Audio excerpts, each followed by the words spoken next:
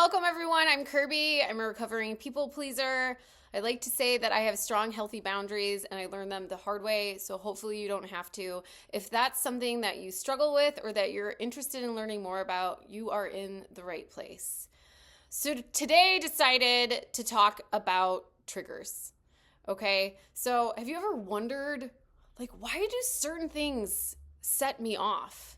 Well, I'm here to tell you that I have learned that triggers are actually just tiny, sometimes large, giant growth opportunities that are being handed to you by the universe so that you can grow and move on to the next lesson. So in my own personal story, I want to say 5 or 6 years ago, I was working with a mentor and she had me write out all of my resentments, okay? From beginning of my life to the present, right? And so anybody that I had a grudge against or was mad at, or whenever I thought of them, I just had this ping that was ugh, doesn't feel good. Just some sort of resentment, right? And as I did this, what I learned was that basically everyone that I had a resentment against, I had a resentment because I either didn't feel seen, heard, or loved in the way that I wanted to, okay? But the huge turning point for me was that I realized that as I was going through each of these resentments, oh my goodness, I have been so mad at all these people in my life for not validating me or approving of me or loving me in the way that I wanted. But guess who was there the entire time also not doing any of that? Me. I was like, oh my gosh, I was there the whole time and I could have done this for myself.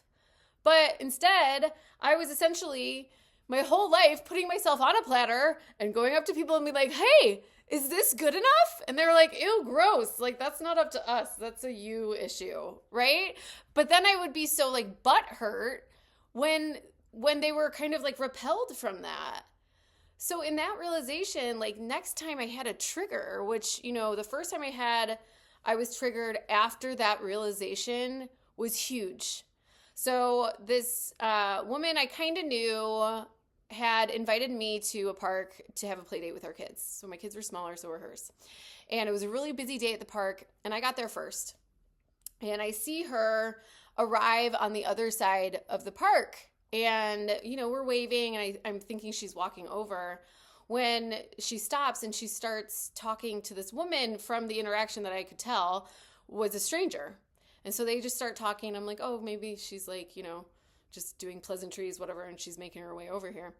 Well, she ended up talking to this woman for 30 minutes, and we ended up not having a play date because we had to leave.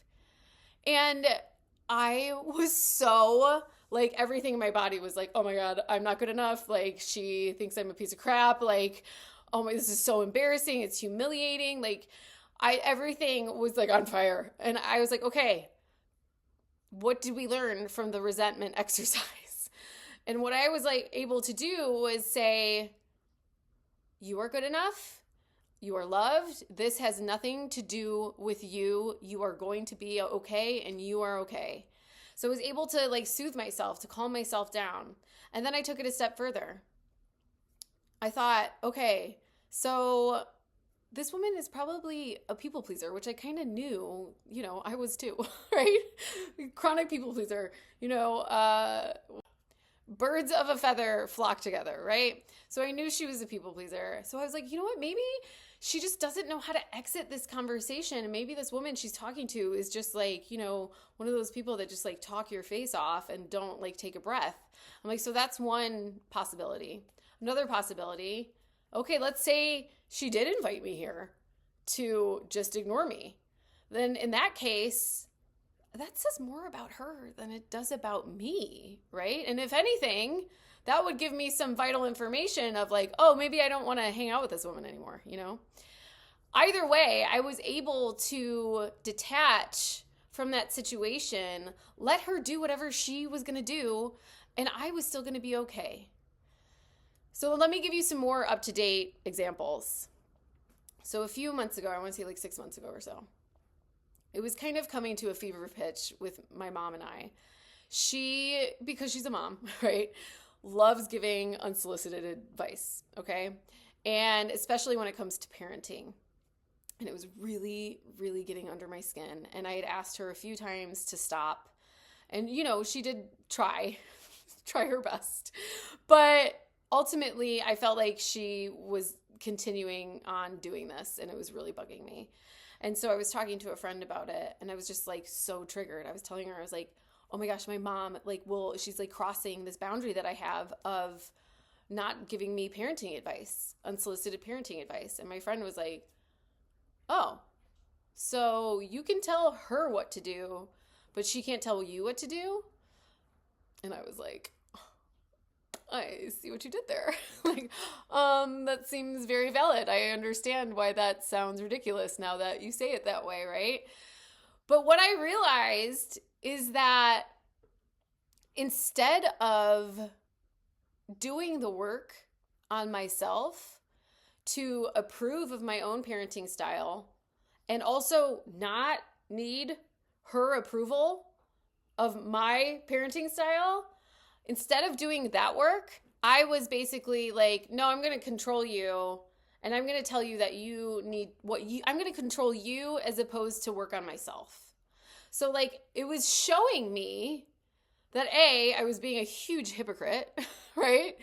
And that I was trying to control things outside of me, which I don't know if you've tried that, but it doesn't work. People, situations, circumstances, you can't control them. You just can't. The only thing that you can control is yourself. And so what my trigger was showing me in that moment was like, look, you've got some holes here.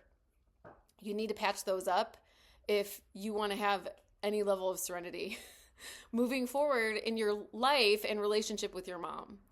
So it was super helpful. It was poignant. And now I'm able to be around my mom and let her give me unsolicited parenting advice and go, and go, well, that's very interesting. And not take it as a personal affront to who I am as a person, because I'm an adult woman. I don't need my mommy's validation. I can stand in my own power and be like, do I approve of my parenting style? Yes, I do. Does she not? No, she doesn't. Or maybe she does. Who knows? I don't know. But it seems like she doesn't. And that's fine. Live and let live, right? So another more recent situation that happened. So there was a pretty sudden and traumatic death in our family about a month and a half ago. And the person who lost their spouse was super lonely and asked if they could come stay, with me and my kids for the weekend. And I was like, of course. This is a hard time, of course. So they come to stay with us, and as we're all going to bed, I realized that, this person's gonna sleep on the couch. Oh, I didn't think that was gonna happen. Okay. Interesting. I set up the bedroom for them upstairs. I told them about it. But they're asking me for a pillow and a blanket. And so what did I do? I gave them a pillow and a blanket and I went to bed. Okay. And just thinking okay, well, that's not exactly how I wanted it to go, but whatever. What's the harm, right? However, I have 2 children and 2 younger children, and I also run 2 businesses from my home by myself. So things are pretty hectic. Also, you can see my sofa right behind me. My downstairs is it's 2 rooms, but it's 1 big room. But it's not large, and basically if someone is sleeping on the couch, it's really disruptive, okay? And so as the days went on, I found myself getting really, really resentful and angry at this person. And I'm just like, oh my gosh, what is going on? Why am I so triggered by this? So like I said, I've learned that my triggers are my teachers. So I started looking at it and I started asking myself questions am I really mad at this person? Are they doing this to me? What's going on there? And I realized that no, this person is just acting the way this person acts, period. I know this person to sleep on their couch at their own house. So they're not doing anything different than they normally do. It's just in a different location and now it's at my house. And so all of a sudden I have all these expectations of what they should be doing differently. And I also am making it personal about myself, that like, you don't see me, you don't see that I have all this work to do, you don't see that it's disruptive to my kids and our routine, you're not seeing me. So, right, that's my trigger, okay? And when I started really looking at it and asking myself, like, where's this anger coming from? I realized that I was feeling guilty. I was feeling guilty because this person went through so much trauma and loss, and it was really hard. And I both wanted to be there and support them. But then I also had my own needs and my children's needs that I needed to take care of. And so I realized that I was seeing their needs as more important than my own. And once I saw that, I was like, oh, okay, well, that's a me problem. I can fix this, right? My needs over here are just as important and valid as their needs.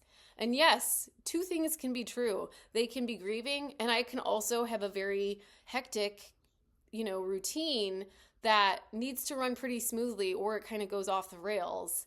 And it's okay for me to advocate for that. And just because I advocate for that doesn't mean that I am not holding space for this person who's grieving, who I am hosting at my home. And so once I put that together, I'm like, oh my gosh, then I can just, without any anger behind it, I can just say, hey, you know what? It would really work better for us if you sleep upstairs. So if you're going to stay here, I just need you to sleep upstairs, at night. And they're like, yeah, sure, great. Not even a big deal. I made it this huge deal in my head because I was so afraid that, my needs weren't as important, and also that they weren't seeing me. I was making it personal. And the thing that was wonderful about that is I was seeing that oh my gosh, there's this area where I'm scared with this specific person to advocate for myself. And so I got the opportunity to try that out and then also see that it wasn't nearly as scary as I thought it was going to be. And so, I kind of just moved things forward. And so then the next time that I also, there's something like this that comes up, I can speak up again because I knew I did it before, right? So just remember, every trigger is a teacher. It's not something that's happening to you. People aren't doing this stuff to you. They're holding up a mirror to you to show you where your weaknesses are and where there's some opportunity for you to step up and to grow.